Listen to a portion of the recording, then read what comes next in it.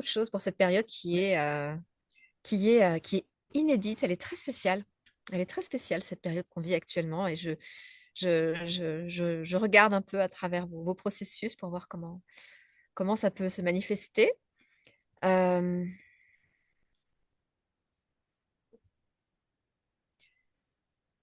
c'est la lecture hein, que j'en fais personnellement. Euh,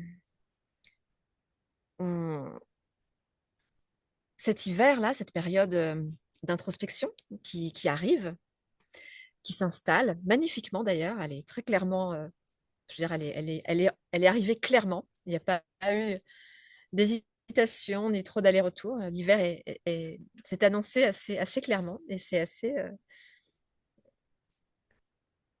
assez joyeux, cette clarté. Cette période d'introspection qui arrive, je la sens comme étant beaucoup plus légère que certaines années précédentes ont pu être, mais avec une exigence, j'ai envie de dire, à nul autre pareil. C'est euh, c'est, c'est comme si c'était le mot qui me vient, l'expression qui me vient, c'est le dernier hiver j'allais dire avant la fin du monde, mais dans un sens très positif, avant la fin d'un ancien monde et vraiment l'avènement d'un autre monde. On est à une période de bifurcation qui, à 2026, va vraiment marquer la séparation des deux voies d'une certaine façon, euh, qui est la voie soit où ce qui est continue à être, soit le changement. Le changement et le retour à la maison, entre guillemets. Donc, a priori, ici, on est tous plutôt sur la voie du retour à la maison. Et c'est ce qui nous rassemble d'une certaine façon. Et ce retour à la maison, chaque chemin est unique, à chacun d'inventer, de créer, de découvrir le sien. Mais il s'agit de ça, de revenir à la maison, donc de retrouver euh, le sens profond de notre présence ici. Et la, la, la fibre créative, authentique, qui vibre en chacun de nous, et de permettre à cette fibre de se frayer un chemin dans la matière. De se frayer un chemin dans la matière. Pas juste de rester étouffé à l'intérieur de nous comme une petite voix, un rêve, des possibilités, mais pour une autre vie. Non, il est temps cette fois-ci que cette inspiration, cette envie, cet élan trouve vraiment la façon de se déployer dans la matière et qu'elle puisse être euh, le fil directeur autour duquel tous les autres aspects de l'existence viennent se nouer harmonieusement, viennent se tisser harmonieusement. C'est cette réencryption, cette réécriture d'une façon de vivre et d'une façon d'être qui est à l'œuvre et qui est en train de se faire à travers les transformations qu'on est en train de vivre chacun. Chacun à sa façon. Vraiment chacun avec ce qu'il est, avec sa couleur qui peut être très différente du voisin et pourtant il s'agit d'un retour à la maison.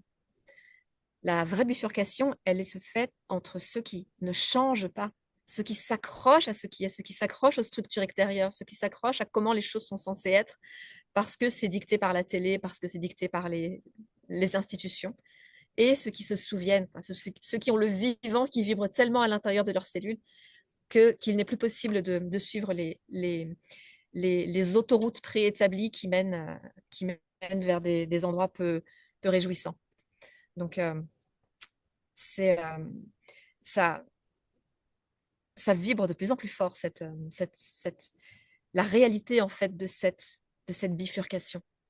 Et tous ceux qui, à l'intérieur, s'installent confortablement dans le fait d'être sur le chemin qui mène à la maison,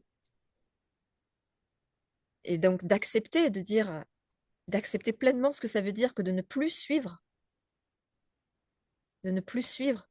le conditionnement reçu. Donc il y a déjà ça, cette, cette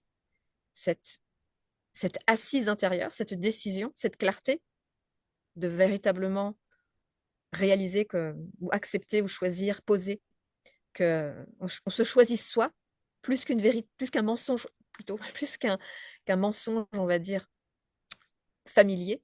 On choisit la vérité de se découvrir. Euh, D'accepter ce que ça peut impliquer en termes déstructuration en termes comment cette bifurcation, cet alignement, cette, euh, cette, euh, ouais, cette, cette dissociation, cette dissociation de fréquence, cette dissociation, comment est-ce qu'elle va se manifester concrètement dans la vie de chacun et comment on va recréer des repères, des codes pour continuer à avancer et puis pour toujours permettre à cette fibre intérieure de plus se manifester. Donc j'ai l'impression, moi, que cette saison, cet hiver-là, c'est l'hiver où on rentre dedans, on est peut-être encore un petit peu proche de, de nos frères et sœurs qui sont peut-être encore un peu dans... On les voit encore, même si ça s'éloigne un peu, mais il va y avoir quelque chose qui va vraiment... une espèce d'avancée un peu exponentielle qui va vraiment faire shifter les, les, euh, les, ouais, les réalités d'une certaine façon. C'est ce qui me, c'est ce que je, c'est ce que je sens dans, dans le fait que les, les informations qui viennent du passé ne permettent pas de projeter une image. Ce qui veut dire, ne permettent pas de projeter une image prévisible de prédiction sur ce vers quoi on va. C'est comme si il y avait un virage et quelque chose qu'on ne peut pas voir parce que ce qu'il y a derrière n'est pas concevable avec les outils que nous avons actuellement. Donc, on va vers ça, on va vers un futur qui est vraiment libéré du poids du passé. Et ce que je sens, c'est que et ben, il y a une exigence de la vie, une exigence du chemin pour qu'on soit prêt à vraiment être en capacité d'accepter, de réaliser, de comprendre, de faire sien les choses qui peuvent se manifester une fois qu'on aura, voilà, qu'on aura avancé dans ce tournant.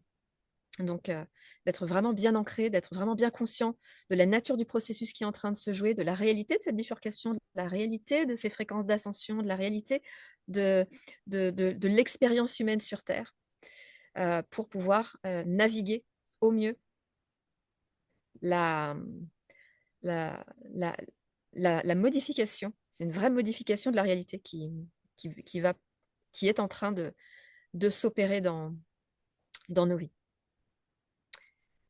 Je ne sais pas si ça résonne un peu avec vous.